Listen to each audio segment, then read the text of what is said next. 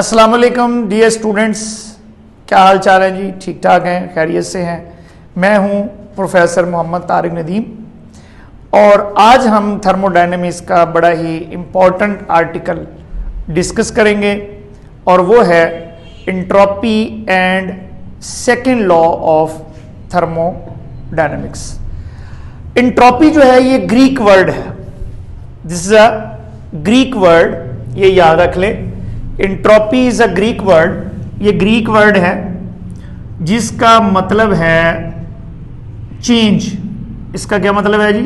Change. It is a Greek word which means a change. अब आप ये देखें, गौर करें, what is entropy? Entropy is a measure of disorderness और रैंडमनेस ऑफ अ सिस्टम। इसका मतलब यह है कि अगर आप देखें ना, आपके पास लेट्स से कि यहां पर एक we have a layer of salt, ऐसे कह लें, ठीक है।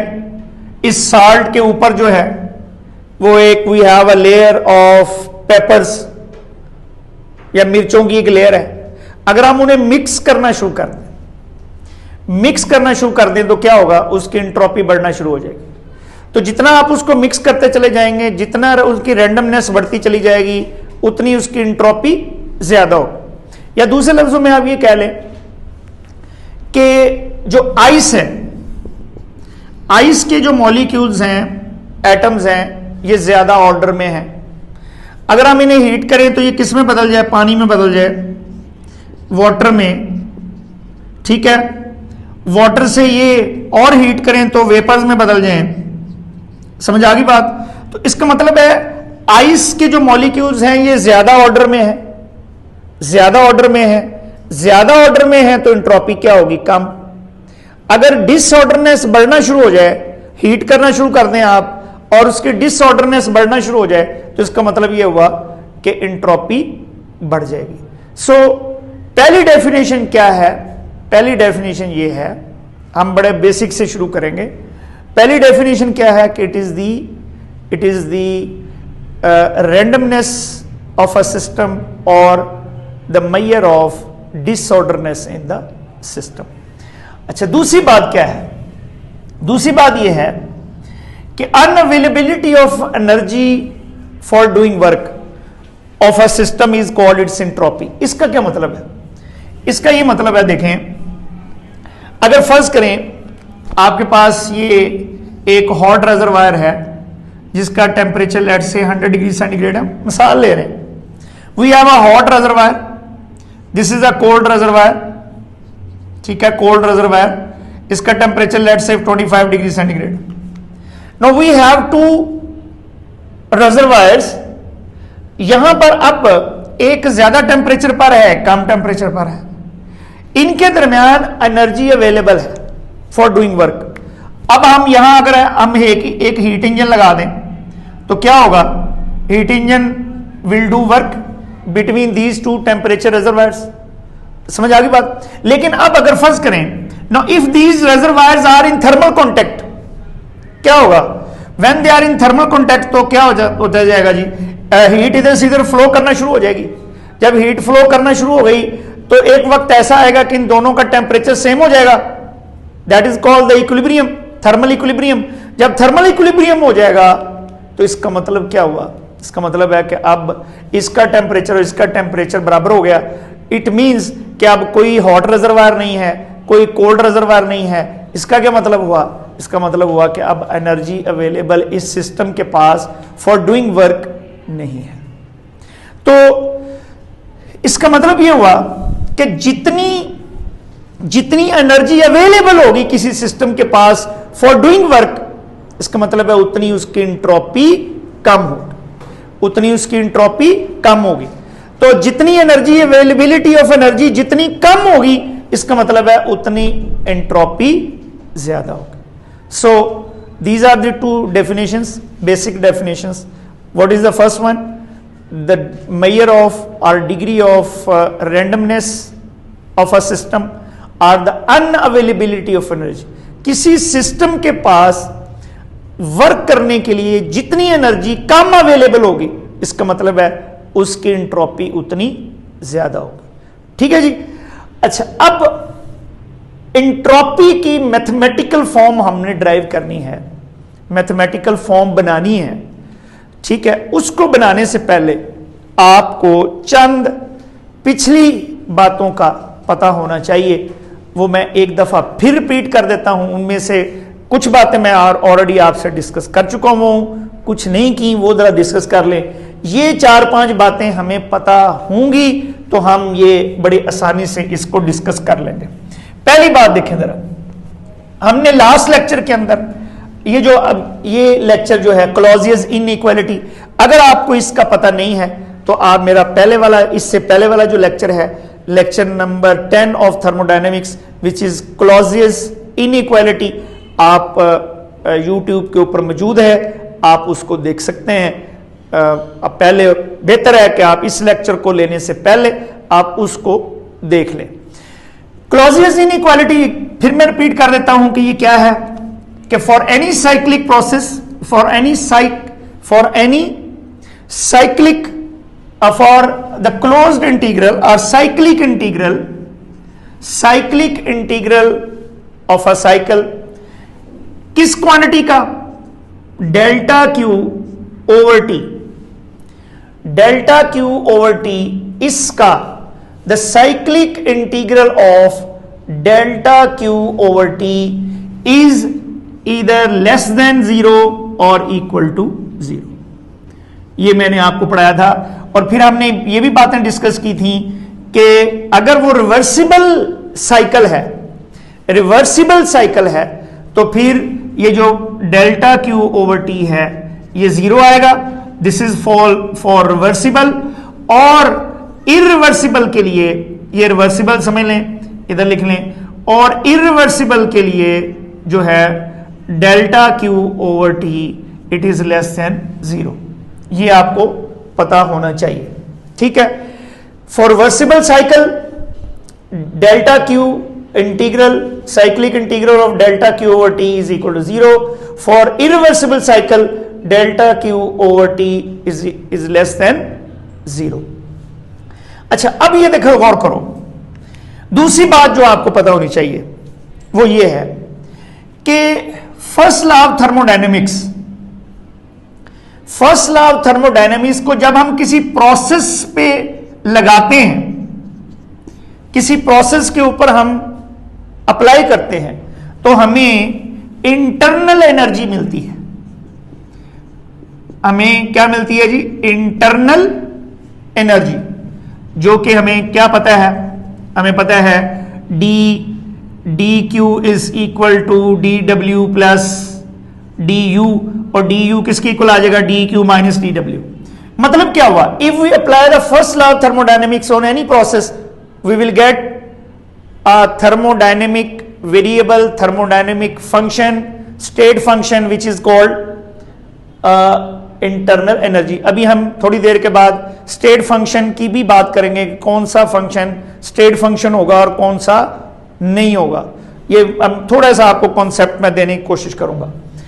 अब इसमें इसका मतलब क्या हुआ कि if we apply the first law of thermodynamics on any process, we will get it, we have to deal internal energy.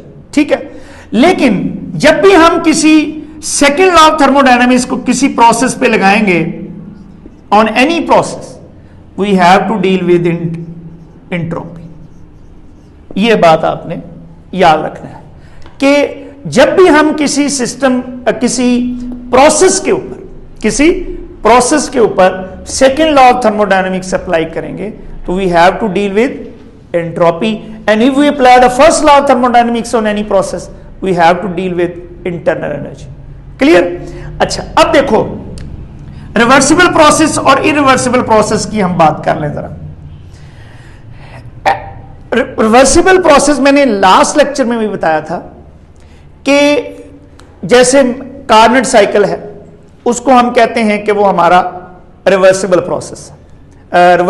Cycle है। एक साइकिल मुख्तलिफ प्रोसेसेस पर मुश्तमिल हो सकता है या होता है। अब देखो, गौर करो, मैं डायग्राम एक बना रहा हूं, कौन सी, ये 1 2 3, कितने प्रोसेस पर मुश्तमिल है बताओ जी? जो कार्नेट साइकिल है कितने प्रोसेस पर मुश्तमिल है? 4। भाई टेक्निकल बात है, यहां से हमने सीखनी है, आपने बात को याद भी रखना है। 4 प्रोसेस पर मुश्तमिल। पहला कौन सा? आइसोथर्मल एक्सपेंशन, दूसरा एडियाबैटिक एक्सपेंशन, तीसरा आइसोथर्मल कॉन्ट्रैक्शन, चौथा एडियाबैटिक कॉन्ट्रैक्शन। ये जो चारों प्रोसेसेस हैं, ये चारों के चारों रिवर्सिबल हैं, ये याद रखना है। इसका मतलब ये हुआ कि ऐसा साइकिल, एक रिवर्सिबल जो साइकिल है, वो जितने भी प्रोसेसेस पर मुश्तमिल है, वो सारे के सारे क्या होने चाहिए? रिवर्सिबल प्रोसेसेस होने चाहिए। क्या होने चाहिए जी? Reversible process. अब देखो, इरिवर्सिबल साइकिल जो है, एक इरिवर्सिबल साइकिल भी मुख्तलिफ प्रोसेसेस पर मुश्तमिल हो सकता है। अगर उन प्रोसेसेस में से कोई एक भी इरिवर्सिबल हो गया, तो इसका मतलब है कि वो पूरे का पूरा साइकिल इरिवर्सिबल कहलाएगा। तो रिवर्सिबल प्रोसेस क्या होता है? रिवर्सिबल साइकिल क्या होता है? The succession of events which will bring the system back to its initial position, और जो इनिशियल स्टेट पे या इनिशियल पोजीशन पे ना लाया जा सके उसे क्या कहते हैं? इरिवर्सिबल। तो टेक्निकल बात जो मैं आपको समझाना चाह रहा हूं, इस लेवल पर आपको जो याद रखनी है वो ये है कि जो रिवर्सिबल साइकिल होगा उसके तमाम प्रोसेसेस भी रिवर्सिबल होंगे, और अगर उनमें से कोई एक प्रोसेस भी आप इरिवर्सिबल कर दें तो वो पूरे का पूरा साइकिल इरिवर्सिबल हो गया। तो इसका मतलब है, इसमें हमारी जो बात पले बांधने वाली कौन सी है कि अगर फर्ज करें कहीं आगे चलकर हम एक इरिवर्सिबल साइकिल लेते हैं, और इरिवर्सिबल साइकिल 2 प्रोसेसेस पर मुश्तमिल है, यानी एक इधर जा रहा है फिर वापस आ रहा है, उनमें से एक अगर रिवर्सिबल है और एक इरिवर्सिबल है, तो पूरा साइकिल क्या बनेगा? इरिवर्सिबल ही बनेगा। ये याद रखनी है, आगे जाके मैं पूछना है कि आपको याद है या नहीं है। ठीक है जी। अब एक बात और, ये एंट्रोपी के लेक्चर को, सेकंड लॉ ऑफ थर्मोडायनामिक्स को समझने के लिए, ये जो बात है हमारी कि ये जो हीट है, ये इधर देखें जी, जरा समझने वाली बात है। हीट और वर्क जो है ये स्टेट फंक्शन नहीं है। हीट और वर्क जो है, they are not the state function और स्टेट वेरिएबल्स। क्यों नहीं है? ये हीट भी और वर्क भी दोनों पाथ पे डिपेंड करते हैं। वो क्वांटिटी जो पाथ पे डिपेंड करेगी वो स्टेट वेरिएबल्स या पॉइंट फंक्शंस नहीं हो सकते। मसलन अभी आपके सामने बड़ी आसान सी एग्जांपल मैं आपको देता हूं। ये पीवी डायग्राम है जी हमारी, कोई प्रोसेस है, लेट से ये प्रोसेस है जी, ये ले, ये आपने वर्क किया, ठीक है, यहां पर प्रेशर कितना था P1, वॉल्यूम कितना था V1, यहां पर प्रेशर कितना हो गया P2, वॉल्यूम कितना हो गया V2। बात समझ में आ गई? क्या चलें ऐसे कर लें, ये P1 V1, यहां पर P2 V2। अच्छा, अब अगर आपने यहां से वर्क कैलकुलेट करना हो, इस प्रोसेस में वर्क कैलकुलेट करना हो, कैसे करते हैं? जरा याद करें, कैसे करते हैं जी? We will find the area under the graph. कोई मसला तो नहीं है? कोई मसला नहीं है, ठीक है। दिस इज द, ये जो एरिया हम अगर कैलकुलेट कर लें, this is the work done during this process. अब अगर फर्ज करें यहां से आप इधर आ जाएं, अगर लेट से वापस आ जाएं, बात समझ में आ गई? या अगर इधर से इधर वर्क किया है, इधर से इधर वर्क किया है, या आप इधर से इधर वर्क करें, दो अलग अलग पाथ हो गए, ना, तो दोनों में area under the graph same नहीं है। एरिया अंडर द ग्राफ ऊपर वाले में ज्यादा है, नीचे वाले में कम है। इसका मतलब है वर्क फिर किस पर डिपेंड कर रहा है? वर्क पाथ पे डिपेंड कर रहा है। सो वो चीज जो पाथ पे डिपेंड करे वो पॉइंट फंक्शन नहीं है, वो पॉइंट फंक्शन नहीं है, वो स्टेट वेरिएबल नहीं है। बात समझ में आ गई? तो इसका मतलब यह हुआ कि इधर से आए तो वर्क और है, इधर से आए तो वर्क और है। इसका मतलब ये हुआ वर्क, देखो ना, ये जो नीला पाथ है हमारा, इसमें एरिया अंडर द ग्राफ ये आएगा। जो काला पाथ है हमारा ऊपर वाला, इसमें एरिया अंडर द ग्राफ ये आएगा। एरिया अंडर द ग्राफ दोनों प्रोसेसेस में डिफरेंट है, लेकिन इनिशियल पॉइंट और फाइनल पॉइंट तो सेम है। और समझ आई ना? इसलिए यहां पर अगर टेम्परेचर T1 है, यहां पर टेम्परेचर T2 है, तो T1 से T2 तक आने तक टेम्परेचर में जो चेंज है वो तो सेम ही होगी ना, चाहे आप इधर से आए या इधर से आए। इसलिए इंटरनल एनर्जी जो है वो क्या होगी? सेम होगी। So internal energy only depends upon the initial and final points. So internal energy को हम क्या कहेंगे? इंटरनल एनर्जी को हम कहेंगे कि वो एक स्टेट वेरिएबल है, it does not depend upon the path. अच्छा चलो, ये वर्क का तो मामला हो गया, ठीक है, कि वर्क जो है ये पाथ पे डिपेंड करता है, पाथ पे डिपेंड करता है। अब हीट के बारे में आ जाए। हीट के बारे में जो बड़ी हमें इसमें जाके जरूरत पड़नी है। हीट में आ देखें, फर्ज करें हमारे पास एक बॉडी है which is at 25 degree centigrade. आप इस बॉडी को हीट करना चाहते हैं कहां तक? 100 डिग्री सेंटीग्रेड तक। एक बॉडी को आपने 25 डिग्री सेंटीग्रेड से कहां तक हीट करना चाहते हैं जी? 100 डिग्री सेंटीग्रेड तक।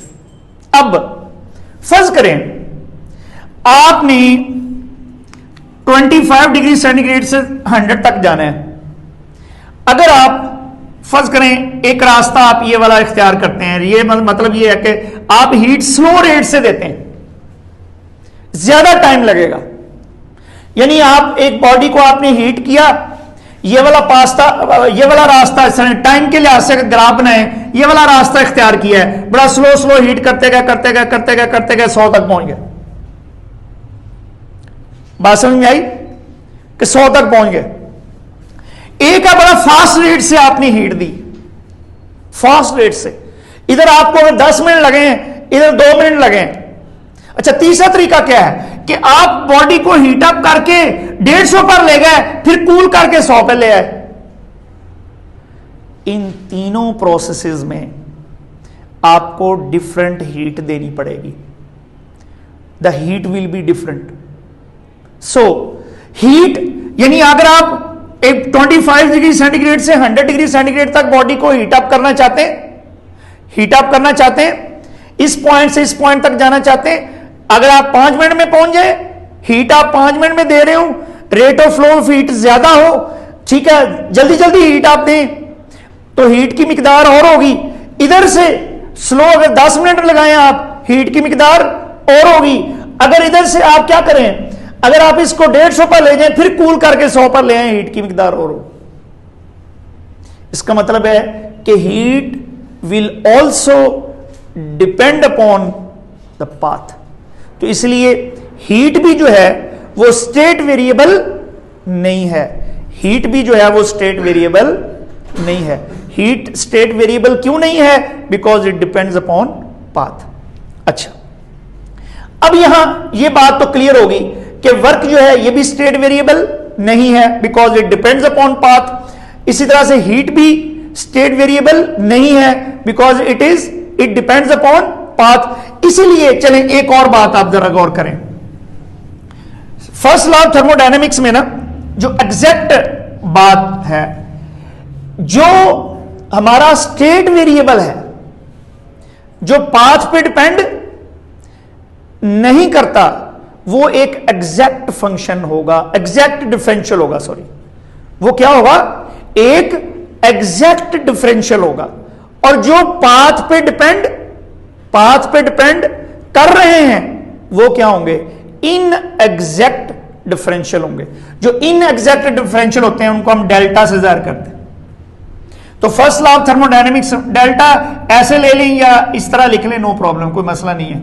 ऐसे ये डेल्टा है, ये एग्जैक्ट डिफरेंशियल है, ठीक है, ये एग्जैक्ट है, ये इन एग्जैक्ट है। तो इसलिए फर्स्ट लॉ ऑफ थर्मोडायनेमिक्स को हम लिख सकते हैं delta Q is equal to D U plus delta W.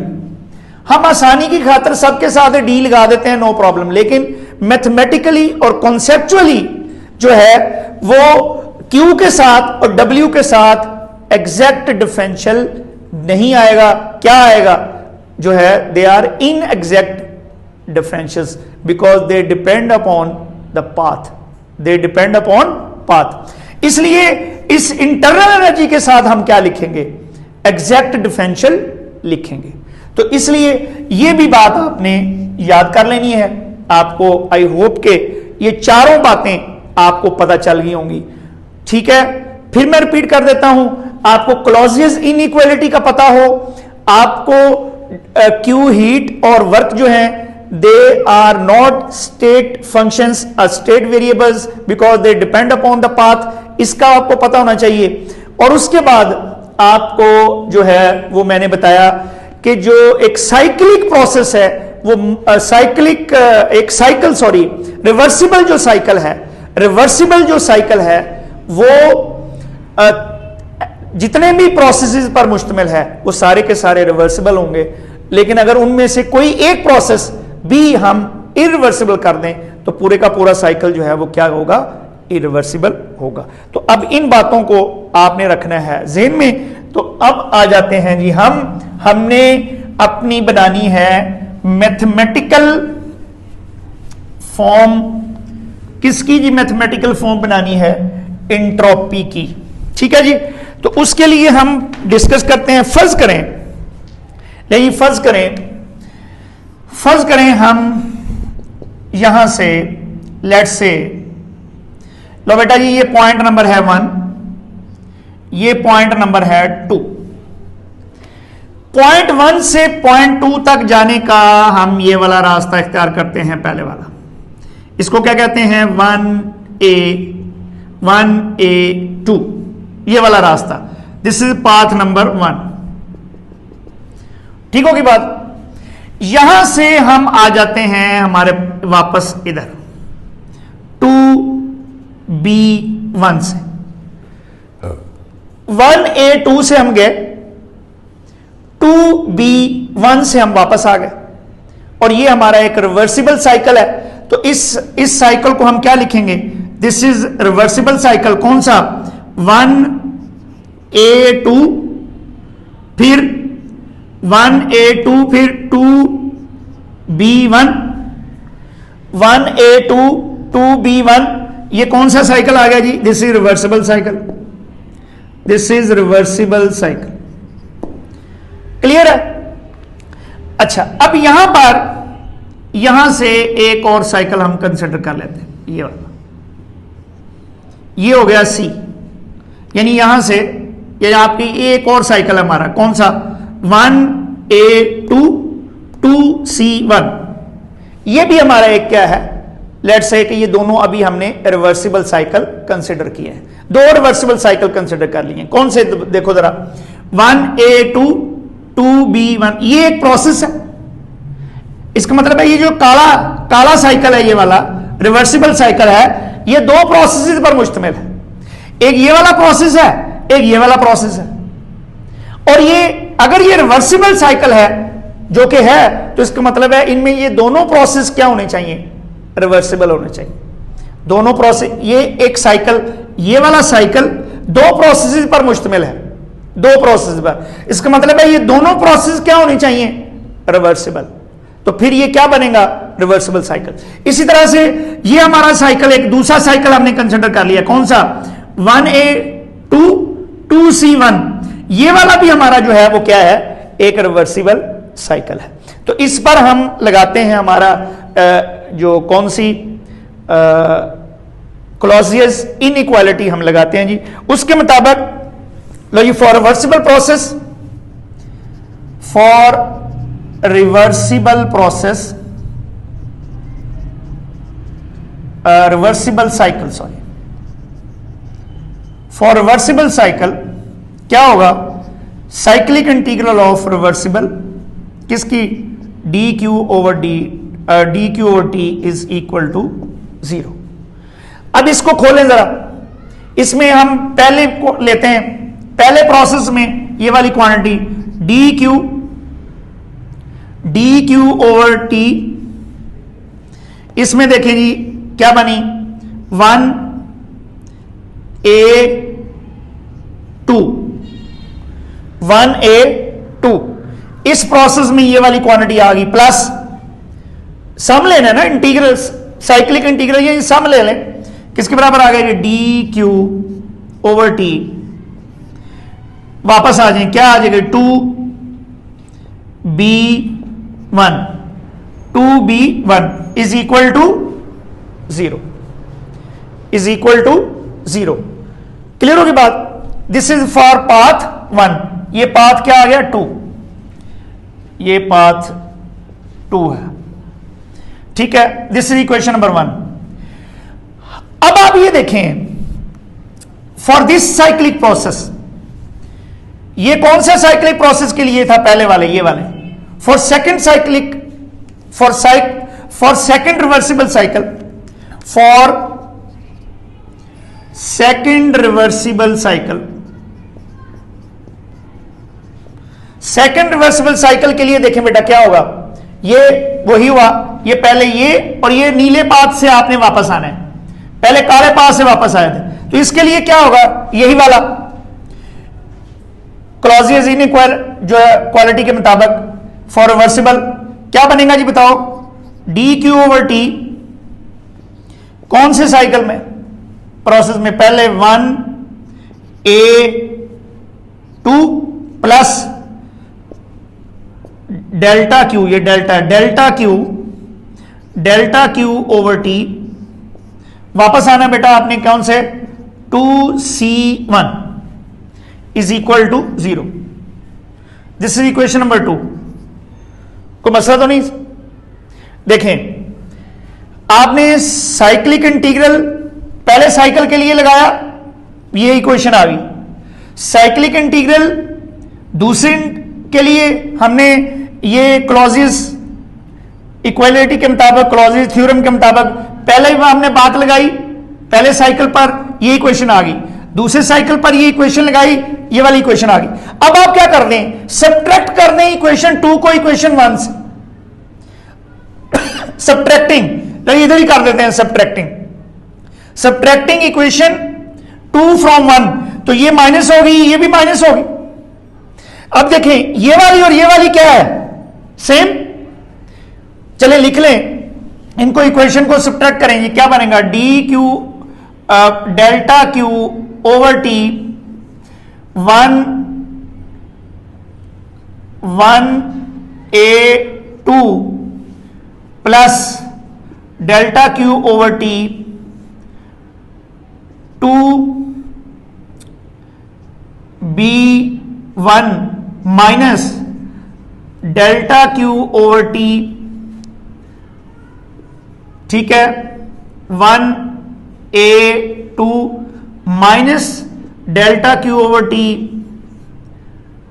2C1 is equal to 0। हमने इस इक्वेशन से इसको क्या कर दिया, माइनस कर दिया। इसका मतलब है ये इससे कैंसिल हो गया, बाद क्या आ गया D Q over T 2B1, ये माइनस उधर ले जाएं तो क्या होगा, उधर जाके ये प्लस हो गया, delta Q over T 2C1 लेंगे। ये जरा गौर करें इधर, इसका मतलब ये हुआ कि ये जो क्वांटिटी है कौन सी, D Q over D T, D Q over T इस पाथ से आ जाए या इस पाथ से आ जाए, दोनों में क्या आई है, सेम। इसका मतलब है ये जो क्वांटिटी है इस पाथ से आप वापस आए या इस पाथ से वापस आए, this quantity must be constant. इसका मतलब ये हुआ इस क्वांटिटी का क्या नाम है, इस क्वांटिटी का जो के पाथ पे डिपेंड नहीं कर रही, वो क्वांटिटी, ये कोई क्वांटिटी होगी थर्मोडायनेमिक्स के अंदर जो हमारे इस थर्मोडायनेमिक प्रोसेस के ऊपर लग रही है, थर्मोडायनेमिक प्रोसेस के ऊपर लग रही है, जो कि पाथ पे डिपेंड नहीं कर रही, जो पाथ पे डिपेंड नहीं कर रही। ठीक है, तो इस क्वांटिटी को हम this quantity which does not depend upon the path must be a thermodynamic property, must be a thermodynamic property. This property is known as entropy. This property is known as entropy. तो यहां पर आप लिख सकते हैं जी, क्या लिख सकते हैं, ये लिख सकते हैं, ये dq over dt, dq over dt must be a thermodynamic property. Thermodynamic property. It does not depend upon the path. It does not depend upon the path. It does not depend upon the path. तो thermodynamics के अंदर इस property का क्या नाम है, ds, और इसके साथ हम क्या लिखेंगे, एग्जैक्ट डिफरेंशियल लिखेंगे. तो this ds is equal to delta Q over T, delta Q over T. बात समझ में आ गई. This delta Q over T for बात समझ में आ गई. तो ये जो delta Q over delta T है, डेल्टा क्यू ओवर टी है, this is for reversible process, this is for reversible cycle, sorry, this is for reversible cycle. तो for reversible cycle the change in entropy is equal to D Q over T और delta Q over T. Delta Q over T is equal to the change in entropy. Change in entropy क्योंकि thermodynamics के अंदर जिस तरह से हमने first law of thermodynamics पढ़ा था कि किस एब्सोल्यूट इंटरनल एनर्जी हमारे लिए इतनी इंपॉर्टेंट नहीं है जितनी कि चेंज इन इंटरनल एनर्जी है. So that is why entropy की भी जो एब्सोल्यूट वैल्यू है वो भी हमारे लिए इतनी इंपॉर्टेंट नहीं है जितनी कि चेंज इन एंट्रोपी है. So the change in entropy is equal to delta Q over T for reversible cycle. अब अगर फर्ज करें इसी को आप इरिवर्सिबल साइकिल के लिए लगाना चाहें, फॉर इरिवर्सिबल साइकिल, तो इरिवर्सिबल साइकिल के लिए जरा देखते हैं जी. ये देखें इरिवर्सिबल साइकिल के लिए बेटा क्या होगा, ये देखें इरिवर्सिबल साइकिल के लिए ये बन गया, ये लिख देते हैं इरिवर्सिबल.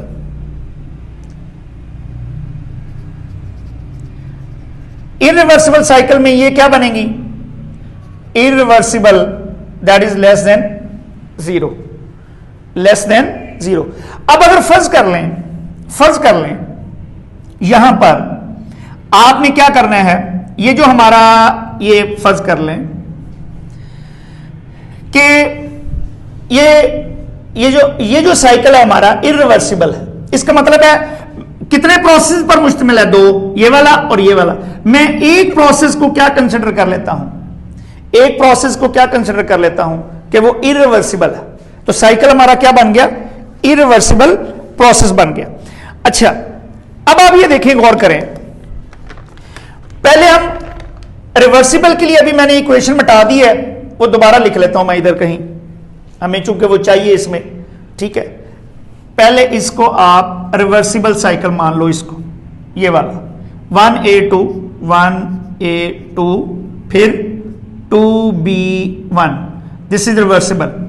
अब इसको हम कहते हैं, ये जरा गौर करो, दिस इज रिवर्सिबल, ये जो है इसको हम इरिवर्सिबल कह देते हैं. कौन सा, ये 1a2 2c1, 1a2 2c1, ठीक है, ये हो गया इरिवर्सिबल. समझ आ गई बात, समझ में आ गई. दोबारा देख लो बेटा, ये वाला जो साइकिल है ये काला, ये रिवर्सिबल कंसिडर कर लिया, और ये जो नीला है ये इरिवर्सिबल है. लेकिन आप देखो, अगर आप इसको रिवर्सिबल कह रहे हो और इसको इरिवर्सिबल कह रहे हो, इसका मतलब है जो पहला प्रोसेस दोनों में क्या है, कॉमन है. तो इसका मतलब है पहला प्रोसेस जो है वो क्या है, रिवर्सिबल है दोनों साइकिल्स में. दोनों साइकिल्स में। ये जो आने वाला पाथ है ये रिवर्सिबल है रिवर्सिबल साइकिल में, और ये इरिवर्सिबल है इरिवर्सिबल साइकिल। ठीक है, अब इन पे बारी बारी हम लगाते हैं जो क्या नाम है हमारी क्लॉजियस थ्योरम है वो लगाते हैं। तो Clausius theorem for reversible, 1 minute के लिए, रिवर्सिबल के लिए लिखें जरा। ठीक है, ये है इरिवर्सिबल के लिए, दिस इज इक्वेशन नंबर 1। ठीक है, लिखो जी, यहां से बेटा रिवर्सिबल के लिए लिखें पहले, समेशन या cyclic integral of delta Q over T is equal to 0 for reversible. तो रिवर्सिबल के लिए बेटा इसको जरा लिखें, मैं चूंकि इक्वेशन मिटा दी इसलिए दोबारा लिखने लगा हूं, वो अगर लिखी रहने देते तो फिर हमें इसकी जरूरत दोबारा लिखने की जरूरत ना पड़ती। लिखें जी, क्या बनेगा, डेल्टा क्यू ओवर टी क्या आएगा 1a2 plus delta Q over T 2b1 is equal to 0। को प्रॉब्लम तो नहीं है। अब इसको हम ये लिख सकते हैं, delta Q over T 1a2 is equal to, इसको उधर ले जाएं, डेल्टा क्यू ओवर टी 2, ये माइनस आ गया, 2b1। समझ आ गई बात? This is equation number 2। अब यही बात आप किसके लिए लगाओ, ये वाला इरिवर्सिबल साइकिल के लिए इनइक्वालिटी आपने लगानी है। इरिवर्सिबल साइकिल के लिए बेटा लगाओ जी, लगाएं, क्या बनेगा बताएं जी, क्या डेल्टा क्यू ओवर टी कौन सा जी 1a2 plus delta Q over T, ये देखो ये नीले वाले पाथ से आना है, 2c1 it is less than 0 बात समझ में आ गई। अब अगर मैं इसे इधर ले जाऊं तो क्या बन गया, D Q over T 1a-2 is less then, ये इधर आके क्या हो गया, डी क्यू ओवर टी, ये माइनस हो गया इधर आके, क्या बन गया जी हमारे पास, ये ऐसे लिख सकते हैं 2c1, ये लिख सकते हैं जी, कोई मसला तो नहीं है, बिल्कुल कोई मसला नहीं है। ठीक है जी, क्लियर होगी बात। अब आप यहां से देखो जी, कहां से, कि ये जो वाली बात है, सॉरी एक मिनट बेटा, 1 मिनट, यहां से एक वैल्यू पुट करें, इसको हम क्या पुट कर सकते हैं, ये दरअसल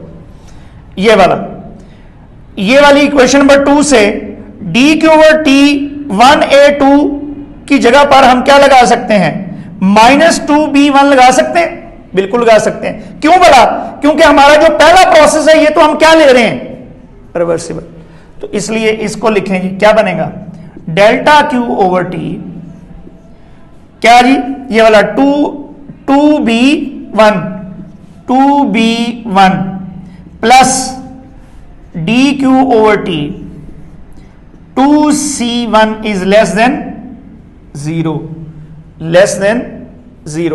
अब आप यहां जरा गौर करें कि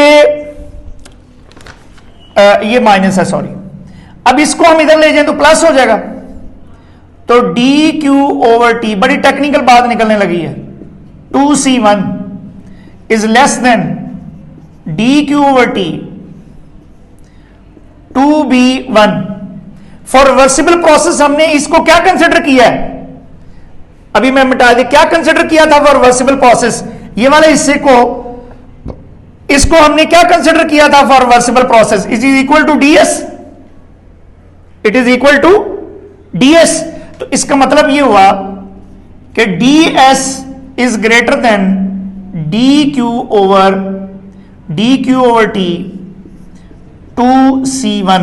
इसका मतलब है कि जो साइक्लिक प्रोसेस है, जो रिवर्सिबल प्रोसेस है, उसके लिए ds is equal to delta q/t, और जो इरिवर्सिबल प्रोसेस है उसकी इंट्रोपी जो है वो क्या होगी, बढ़ गई।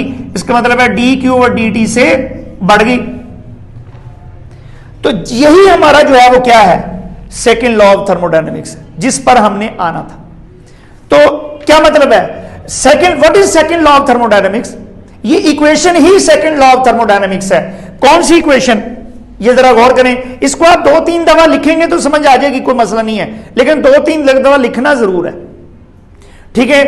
तो फर्स्ट जो सेकेंड लॉ ऑफ थर्मोडायनेमिक्स है वो क्या बनेगी, क्या बना second law of thermodynamics? For second law of thermodynamics ds is greater than equal to delta q/t. ds is equal to delta q/t for reversible cycle and ds is greater than dq/dt for irreversible cycle. तो क्या मतलब है कि किसी भी system की जो entropy है या तो कांस्टेंट रहती है या फिर क्या होता है, या फिर बढ़ती है।